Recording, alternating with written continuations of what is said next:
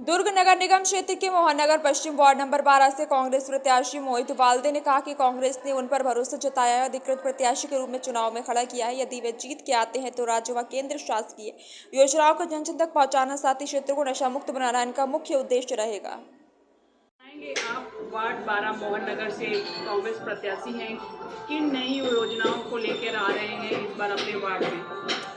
मैं मोहन नगर पश्चिम वार्ड 12 से कांग्रेस से प्रत्याशी कांग्रेस कमेटी द्वारा बनाया गया है, जिसमें हमारे पूर्व विधायक श्री अरुण वोरा जी के आशीर्वाद से और गया पटेल जी के आशीर्वाद से मुझे प्रत्याशी घोषित किए।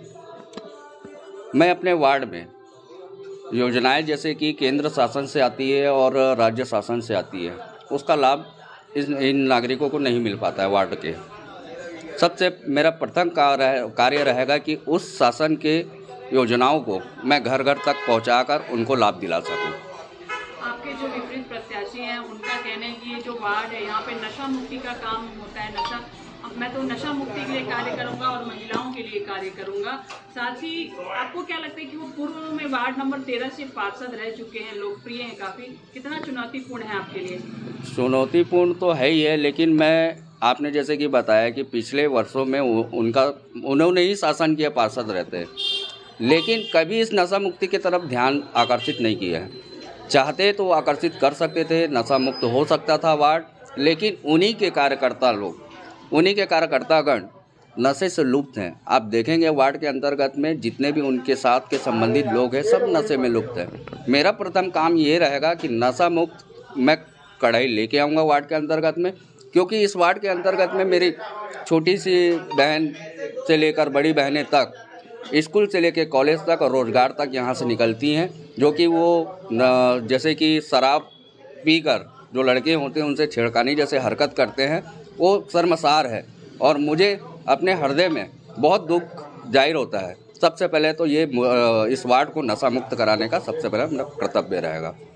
सबसे पहले अगर जीत के आए आप पार्षद के रूप में, सबसे पहला अपने वार्ड में किस कार्य को महत्वपूर्ण समझेंगे? महत्वपूर्ण तो मैं नशा मुक्त को ही महत्व दूंगा, क्योंकि नशा मुक्त होगा तो आज मेरे वार्ड के जो बहनें जो घबरा कर आना जाना करती हैं, वो बिल्कुल स्वच्छ हो जाएंगी, स्वतंत्र रहेंगी और उनका साथ में हमेशा देते रहूँगा। दूसरा चीज़ ये है कि वार्ड में विभिन्न प्रकार की आप देखेंगे रोड नाली जैसी कई समस्या हैं, जबकि पार्षद होने के बावजूद प्रथम काम होता है कि नाली से लेके सड़कों तक उनका निर्माण कराया जाता है, लेकिन इस प्रकार से अभी तक हुआ नहीं है।